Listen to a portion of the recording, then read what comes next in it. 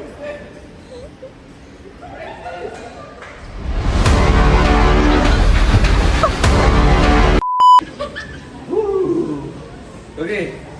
I have a question.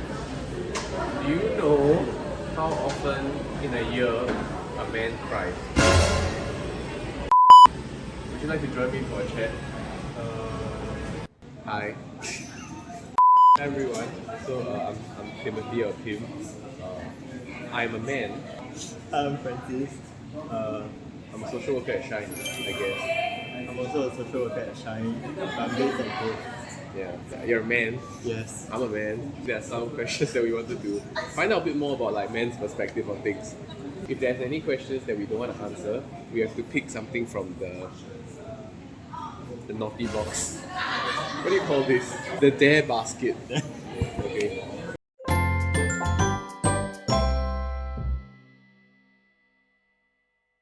You ready for the first question?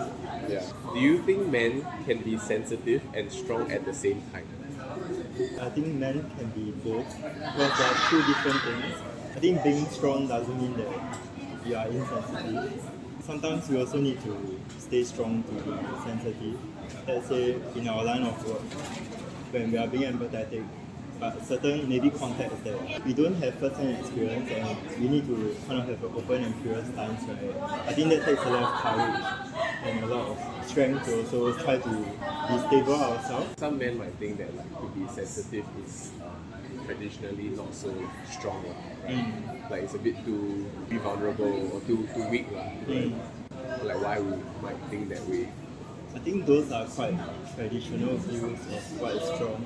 I think maybe like more physical, more masculinity, maybe more of the like alpha, like you won't really listen. Like Sigma males.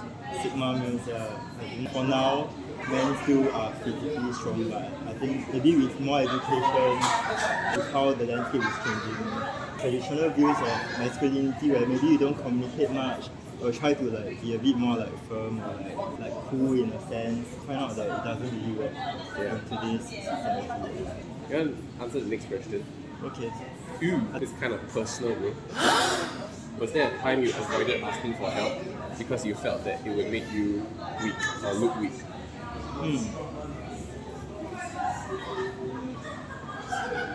Okay. Your face. Maybe during NS, when you saw males, and then that kind of like mindset, or maybe the culture there, where I think there's a certain judgment when you ask for help in army, at least in my own experience. I did find myself suppressing a lot of like emotions or certain support that I needed, but then I just hide it through on my own. I think one thing that I took away from them is that when I took the risk to try to seek help, of course then there are two different reactions, some who would judge, but then I also get to know those who would reach out to support me. Then I think that's a positive takeaway from that. For many people, before actually asking for help, we have this assumption that not many people might step up to help us, or like we're not sure how people react, right? But once you actually go through that process, maybe there'll be like a bit of difference. Then what about you, Tim? Do you have your own experience?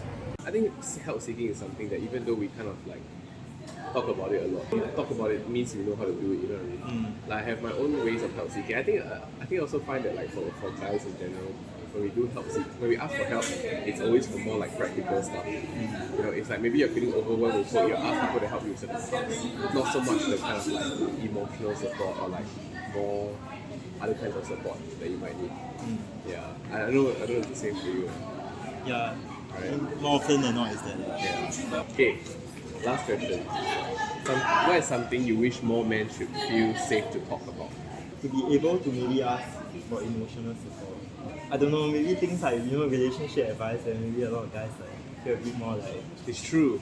For any girlfriends or wives or whatever out there, you ask your brother, your husband, your boyfriend, right, about certain details about stuff, right? They'll never give one. You know what I mean? Guys don't talk about details. true. So to be able to really communicate more and be a bit more open might be a nice thing to have. Like for guys, I feel like the one thing we need to acknowledge is that we have feelings and emotions also. Because I do find that a lot of guys, they might struggle to talk about emotions. We use thoughts of like our ideas to translate our emotions, you know what I mean? But really having that open communication, I think is something that men in general might not be the most comfortable with, but I will hope that we can get there. Oh yeah, since none of y'all took anything from the basket, we have a special segment for you. Where both of you both have to take a piece of paper from the basket and do it right now. So we get punished for being open. Yeah, for answering it. What's your? Maybe Tim, you can go first. What is one song that lifts your mood when you're feeling low? Like Sunflower by Post Malone. Like that's my favorite song. Yeah. It makes me walk funny, you know, like Mine is share one thing that helped with your mental health today. I got a breakfast set from Bread Talk. Bacon sandwich and a mocha drink. It's my go-to.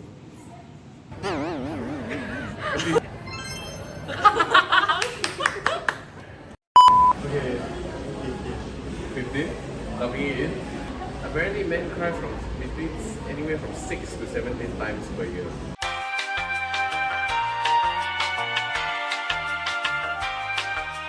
We should have joined for chat. Oh, you sure? He said sure. I thought you were going to say